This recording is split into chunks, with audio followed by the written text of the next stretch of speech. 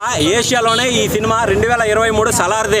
ఇంక ఏ సినిమాలు వచ్చినా ఈ సినిమా దెబ్బకి తట్టుకోవన్నమాట. 2000 మందితో ఫైట్ ఉంది. ఆ ఫైట్ అయితే పిచ్చెక్కిపోవాలి, ఒక్కొక్క హీరోకి పిచ్చెక్కిపోవాలి.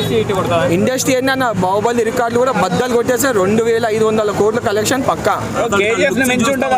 మించి వేరే లెవెల్ ఉంటుంది బ్రో. కేజీఎఫ్ లో చూసింది మనం సగమే, కానీ ఏంటంటే మన ప్రభాస్ కి ఇండియా వైడ్ గా ఫ్యాన్స్ ఉన్నారు. ఆ ప్రభాస్ కి ఫ్యాన్స్ డబుల్ అవుతారు.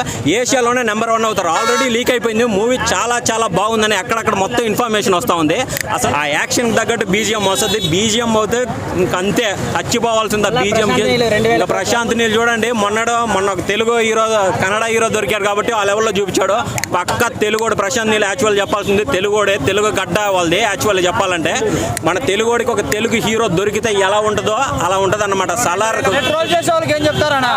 ట్రోల్ చేసే వాళ్ళకి ఏం చెప్తారు? ట్రోల్ ప్రభాస్ ట్రోల్ చేసే ఉన్నారా? ట్రోల్ చేస్తే చెప్పాను, ట్రోల్ చేస్తారు చెప్పు. ఆదిపురుష్ చేశారు కదా. ఆదిపురుష్ అంటే అదొక స్టోరీ తగ్గట్టు ఒక రామున్ కథ కాబట్టి దానికి ఓకే, అది సినిమానే సినిమా లెక్కన చూసుకోవాలి. ఇది ఏంటంటే యాక్షన్ మూవీ. ఇది ఒక సల్లార్ అంటేనే ఒక యాక్షన్. అప్పట్లో కేజీఎఫ్ ఎట్లా బ్లాక్ బస్టర్ కొట్టిన తర్వాత సల్లార్, అది ప్రభాస్ 6 feet 2 inch కట్అవుట్ తోడు వస్తుంది సినిమా సల్లార్. ఇది మొత్తం వరల్డ్ లో రికార్డ్ కొట్టేస్తుంది సినిమా మాత్రం. ఇప్పుడు సల్లార్ తో చూసుకోండి, మొత్తం ప్రభాస్ మాత్రం ఇచ్చి పడేస్తాడు. ప్రశాంత్ డైరెక్షన్ లా ఈ సినిమా మాత్రం ఒక రేంజ్ వెళ్ళిపోతుంది. మళ్ళీ ప్రభాస్ తో మళ్ళీ సెకండ్ పార్ట్ కూడా వస్తుంది ఈ సినిమా.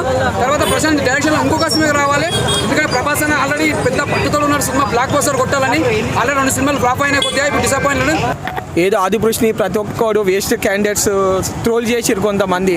వాళ్ళ గురించి నేను లెక్క పట్టించుకో. వీడియో మీకు నచ్చినట్టయితే లైక్ చేయండి, షేర్ చేయండి. అలాగే ఇలాంటి మరెన్నో టాలీవుడ్ అప్డేట్స్ కోసం మా ఛానల్ని సబ్స్క్రైబ్ చేసుకోండి.